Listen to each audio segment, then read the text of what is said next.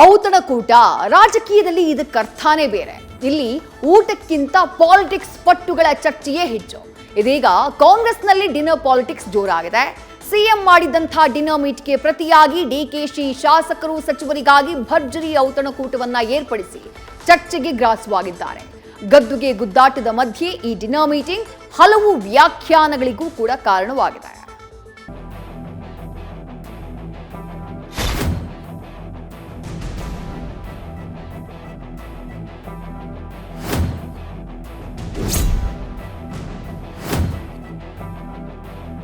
ನಾನು ಹೇಳ್ತಾ ಇದ್ದೀನಿ, ಶಿವಕುಮಾರ್ ಅವ್ರಿಗೆ ಒಂದು ಅವಕಾಶ ಇದೆ. ಶಿವಕುಮಾರ್ ಅವರು ಮುಖ್ಯಮಂತ್ರಿ ಆಗ್ತಾರೆ. ಯಾಕೆ ಆಗಬಾರ್ದು? ಡಿ ಕೆ ಶಿವಕುಮಾರ್ ಒಂದ್ಸಾರಿ ಮುಖ್ಯಮಂತ್ರಿ ಯಾಕೆ ಆಗಬಾರ್ದು?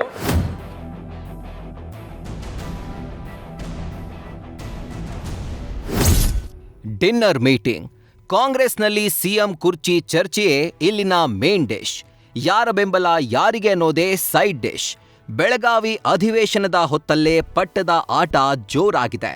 ಸಿಎಂ ಬಣದ ಡಿನ್ನರ್ ಮೀಟಿಂಗ್ ಬೆನ್ನಲ್ಲೇ ಡಿಕೆ ಶಿವಕುಮಾರ್ ಔತಣಕೂಟದ ಅಸ್ತ್ರ ಪ್ರಯೋಗಿಸಿದ್ದಾರೆ.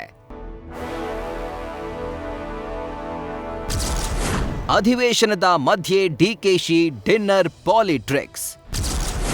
ಶಾಸಕರು ಸಚಿವರ ಜೊತೆ ಶಕ್ತಿ ಪ್ರದರ್ಶಿಸಿದ್ರ ಡಿಕೆ. ಡಿಸೆಂಬರ್ 10ರಂದು ಕಾಂಗ್ರೆಸ್ ನಾಯಕ ಫಿರೋಜ್ ಸೇಠ್ ಮನೆಯಲ್ಲಿ ಅಹಿಂದ ನಾಯಕರು ಭರ್ಜರಿ ಡಿನ್ನರ್ ಸವದಿದ್ರು. ಈ ಔತಣಕೂಟದಲ್ಲಿ ಸಿಎಂ ಕುರ್ಚಿ ಕಥಾನಕವೇ ಪ್ರಮುಖ ಖಾದ್ಯವಾಗಿತ್ತು. ಇದೀಗ ಸಿದ್ದರಾಮಯ್ಯ ಬಣದ ಡಿನ್ನರ್ ಮೀಟಿಂಗ್ಗೆ ಡಿಕೆಶಿ ಕೌಂಟರ್ ಕೊಟ್ಟಿದ್ದಾರೆ. ಅಧಿವೇಶನದ ಮಧ್ಯೆ ನಿನ್ನೆ ಡಿಕೆಶಿಯ ಆಪ್ತ ಶಾಸಕರು ಸಚಿವರಿಗೆ ಡಿಕೆ ಸುರೇಶ್ ಔತಣಕೂಟ ಏರ್ಪಡಿಸಿ ಅಂಕಿ ಸಂಖ್ಯೆಯ ಶಕ್ತಿ ಪ್ರದರ್ಶನ ಮಾಡಿದ್ದಾರೆ. ಬೆಳಗಾವಿ ಹೊರವಲಯದಲ್ಲಿರೋ ಪ್ರವೀಣ್ ದೊಡ್ಡಣ್ಣನವರ್ ಫಾರ್ಮ್ ಹೌಸ್ನಲ್ಲಿ ನಡೆದ ಔತಣಕೂಟದಲ್ಲಿ ಶಾಸಕರು ಸಚಿವರು ಸೇರಿ 30ಕ್ಕೂ ಹೆಚ್ಚು ಮಂದಿ ಭಾಗಿಯಾಗಿದ್ರು ಎಂಬ ಮಾಹಿತಿ ಇದೆ. ಕಷ್ಟಪಟ್ಟಿದ್ದಕ್ಕೆ ಫಲ ಸಿಗುತ್ತೆ. ಡಿಕೆ ಪರ ಇಕ್ಬಾಲ್ ಬ್ಯಾಟಿಂಗ್. ಡಿಕೆಶಿ ಸಿಎಂ ಆಗ್ಬಾರ್ದಾ? ಎಸ್ಟಿ ಸೋಮಶೇಖರ್ ಪ್ರಶ್ನೆ.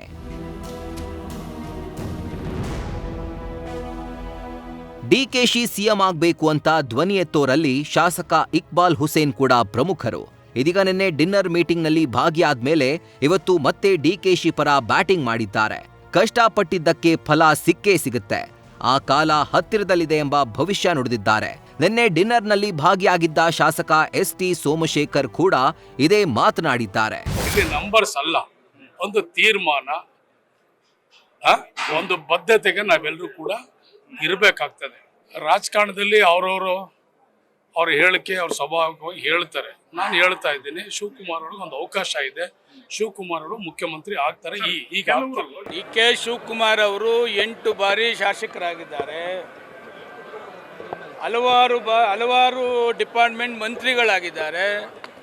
ಕಾಂಗ್ರೆಸ್ ಪಕ್ಷದಲ್ಲಿ ಕೆಲಸ ಮಾಡಿದ್ದಾರೆ. ಯಾಕೆ ಆಗಬಾರ್ದು? ಡಿ ಕೆ ಶಿವಕುಮಾರ್ ಒಂದ್ಸಾರಿ ಮುಖ್ಯಮಂತ್ರಿ ಯಾಕೆ ಆಗಬಾರ್ದು? ಊಟಕ್ಕೂ ರಾಜಕೀಯಕ್ಕೂ ಸಂಬಂಧವಿಲ್ಲ ಎಂದ ಮುನಿಯಪ್ಪ. ಸಂದರ್ಭ ಬಂದಾಗ ಮಾತನಾಡ್ತೇನೆ ಎಂದ ಜಿ ಪರಮೇಶ್ವರ್. ಅಹಿಂದ ನಾಯಕರೆಲ್ಲ ಸಿಎಂ ಬೆನ್ನಿಗೆ ನಿಂತಿದ್ರೆ ಸಚಿವ ಕೆಎಚ್ ಮುನಿಯಪ್ಪ ಮಾತ್ರ ಡಿಕೆಶಿ ಬಣದ ಡಿನ್ನರ್ನಲ್ಲಿ ಕಾಣಿಸಿಕೊಂಡು ಅಚ್ಚರಿ ಮೂಡಿಸಿದ್ದಾರೆ.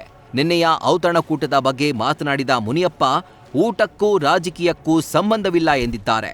ಗೃಹ ಸಚಿವ ಡಾಕ್ಟರ್ ಜಿ ಪರಮೇಶ್ವರ್ ಮಾತ್ರ ಈ ಬಗ್ಗೆ ಮಾತನಾಡಲು ಸಂದರ್ಭಕ್ಕಾಗಿ ಕಾದಿದ್ದಾರೆ. ಡಿನ್ನರ್ ಯಾರು ಕರೆದ್ರೂ ಹೋಗ್ತೀವಿ,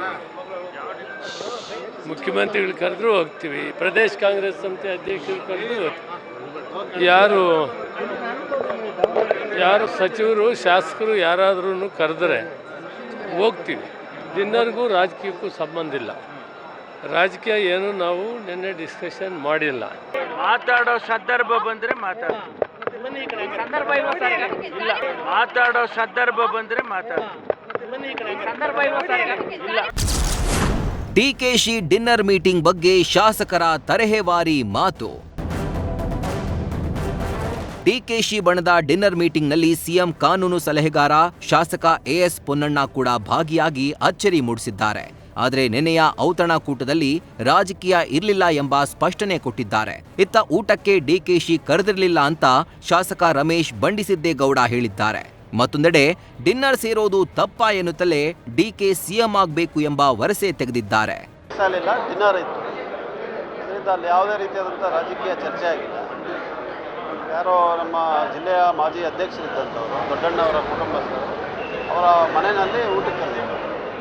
ಅಲ್ಲಿ ಕೆಲವರು ಸೇರಿದ್ರು, ಊಟ ಮಾಡಿದ್ರು, ಹೋದ್ರು. ಅದು ಬಿಟ್ಟರೆ ಯಾವುದೇ ರೀತಿಯಾದಂಥ ರಾಜಕಾರಣದ ಚರ್ಚೆ ಅಲ್ಲಿ ನಡೆಯಲಿಲ್ಲ.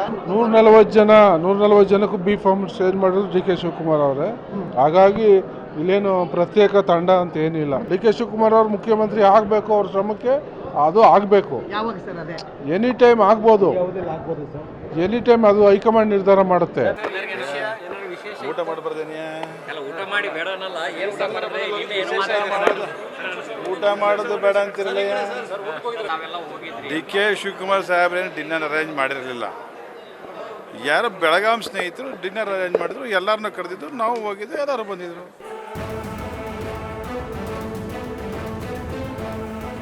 ಡಿನ್ನರ್ ಪಾಲಿಟಿಕ್ಸೋ ಪಾಲಿಟ್ರಿಕ್ಸೋ ಆದ್ರೀಗ ಕಾಂಗ್ರೆಸ್ನಲ್ಲಿ ಬರೀ ಊಟಕ್ಕೆ ಸೇರಿದ್ರು ಇದಕ್ಕೆ ನಾನಾ ಅರ್ಥಗಳಿವೆ. ಇದೆಲ್ಲದರ ಮಧ್ಯೆ ಸದನದ ಹೊತ್ತಲ್ಲಿ ಡಿಕೆಶಿ ಅಂಕಿ ಸಂಖ್ಯೆಯ ಆಟದಲ್ಲಿ ತಲ್ಲೀನರಾಗಿದ್ದಾರಾ, ತಮ್ಮ ರಾಜಕೀಯ ಶಕ್ತಿಯನ್ನ ವೃದ್ಧಿಸಿಕೊಳ್ತಿದ್ದಾರಾ ಅನ್ನೋದೇ ರಾಜಕೀಯ ವಲಯದಲ್ಲಿರೋ ಹಾಟ್ ಟಾಪಿಕ್. ಹರೀಶ್ ಕಾಕೋಳ್ ಜೊತೆ Shivaprasad, political bureau, Belagavi. News first ನಿರ್ಭೀತಿಯಿಂದ ನಿಮ್ಮ ಪರವಾಗಿ.